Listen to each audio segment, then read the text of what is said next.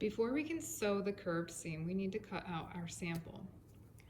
So we're gonna go back to the cutting table with our muslin, and we're gonna use the pattern to trace out the muslin pieces. Add a 1/2 inch seam allowance. So you see on these pattern pieces, it says no seam allowance. So this edge of the pattern is your stitch line, and beyond it is the seam allowance. And now the curved seam has 2 pieces, 1B, 2B. There's a couple of sets of these, which is why they're lettered B, A, B, C, D, E, and so that you can all work on them at the same time. So what I'm going to do is line this up over here with 1/2 inch seam allowance. Get it into the frame. And to hold it in place, we want to make sure it doesn't move on us. And this table under the paper is Homasote, which is a kind of product that you can pin into like a cork board. So after I have it down, I'm going to trace it.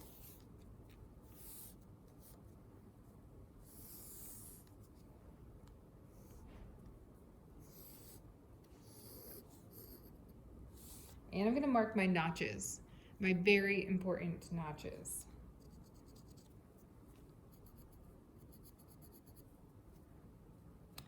Then I'm going to remove it and add my 1/2 inch seam allowance. This is super important because this pencil line you just drew is where you're going to stitch. But if you don't have any fabric beyond it, there's nothing to stitch. So I'm going to add 1/2 inch all the way around. Around my curve, I go like this and find my 1/2 inch, and I do dashes.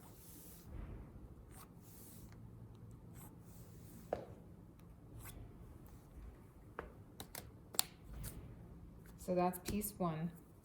Piece 2, same thing. I need 1/2 inch seam allowance around the whole thing.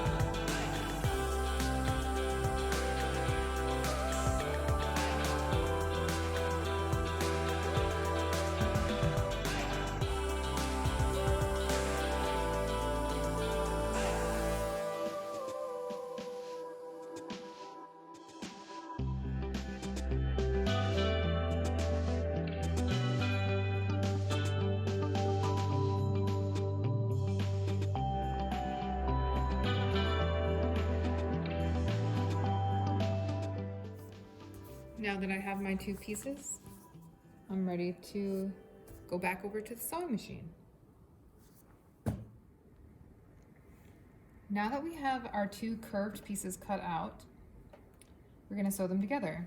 And this is how they go, and you can see that the notches should line up, as well as the ends of those pencil lines there. So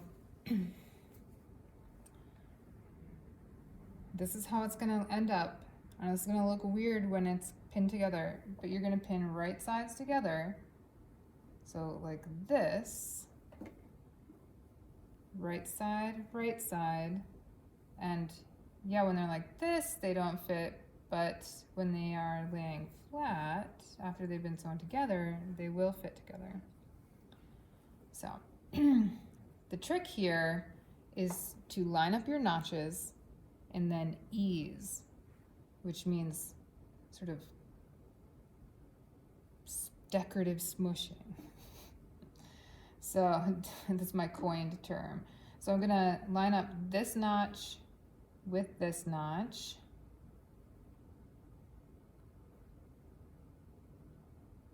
And on a curved seam, that's the one time that I would do my pins perpendicular to the stitch line, because there's only one point where these two things match up, and that's right there. And then I will match up my notches on this side. My double notch to my double notch. I'm not worrying about what's happening between the notches yet. Just making sure that this one and this one, and then my ends, this point, and this point, line up.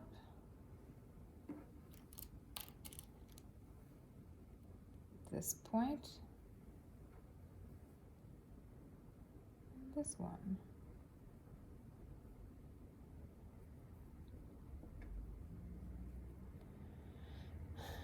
And give a little shake out, and you can see how those 4 points line up, and I have to get the other spaces in between them to line up. And so this is where my decorative smushing or easing comes in. Because the curve is on the bias, it has a little bit of stretch, so I can sort of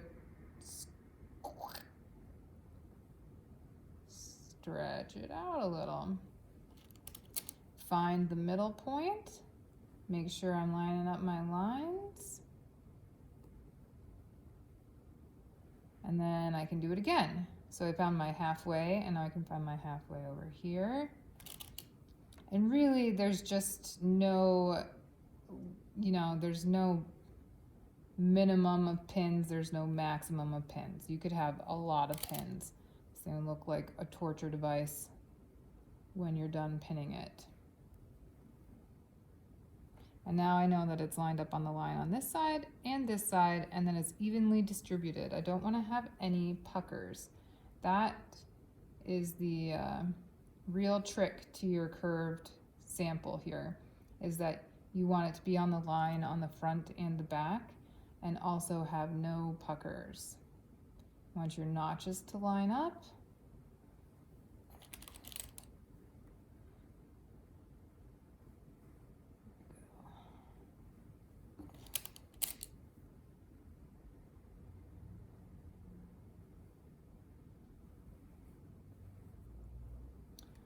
Okay, now I just have this side to do. I get it worked out.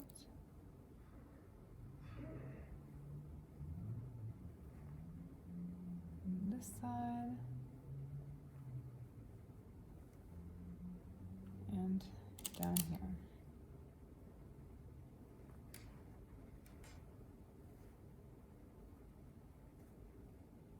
Spot.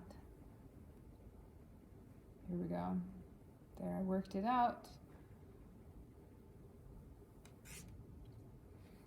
And now I'm ready to pin.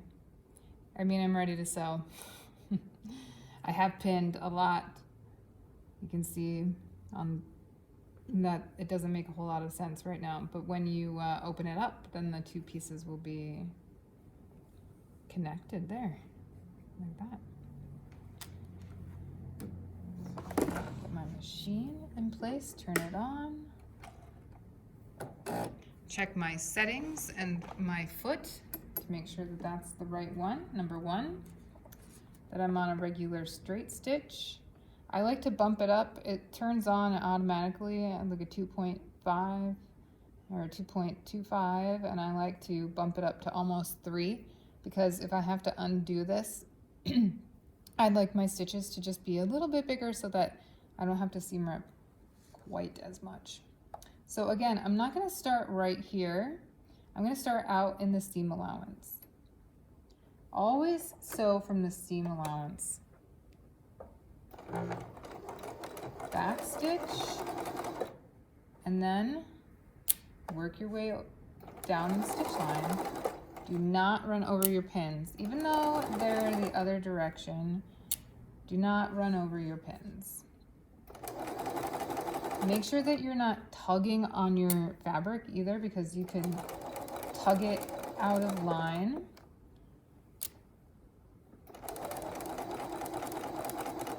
And you don't want to undo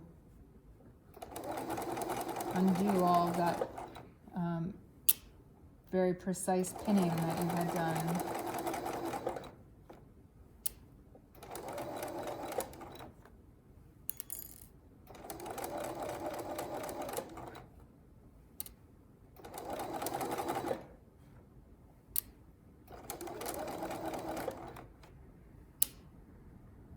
And then go all the way out into your seam allowance, as though the line continued off. Honestly, at this angle, so that you guys can see with the camera, I can't really see what I'm sewing. So I'm not surprised that I'm a little bit off my line, just because I couldn't tell what I was doing.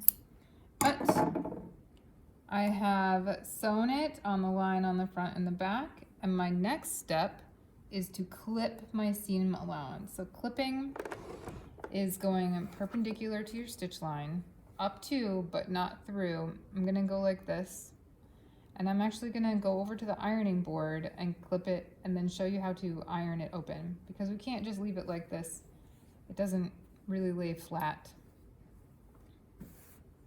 Now that we've sewn our curved seam,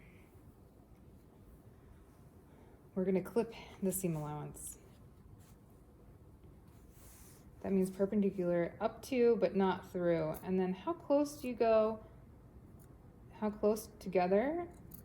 About 3/4 of an inch, a little less than an inch. Depends on how tight the curve is. But this one, pretty natural curve. Just right up to it, but not through it. You don't want to undo, cut through the thing you just painstakingly sewed. It might take you more than one try. I mean, honestly, I'm not even perfectly on the line. If this was a garment for real, I would probably redo it just to get it perfect. So now that I have clipped through it, it'll lay open a lot easier, and I'll be able to iron it more easily. And we get to use this fun thing. This is called a ham, H-A-M. And if you struggle to remember that, it has Christmas plaid on it, like a Christmas ham. I don't know, just trying to help you think of ways to remember. And you're gonna iron open your little tabs. And the reason you might need this ham is because it's a curve. It's hard to iron it on a flat surface, so you iron it on a curve. So I'm gonna open up my tabs, and I'm gonna get my iron in here. Careful not to iron your fingers.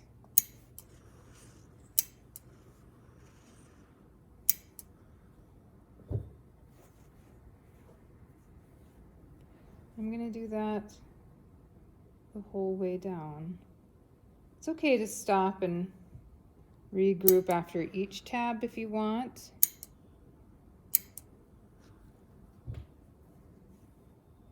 The important part is that you are ironing it open flat. You don't want to get like a little fold back. I'll show you on the other side when I'm done ironing this tab open. So on this side of the garment, you want it to be flat. You don't want to have accidentally ironed like a little tuck into it. You painstakingly sewed it to not have any tucks, and so you want to iron it from the outside to also have no tucks.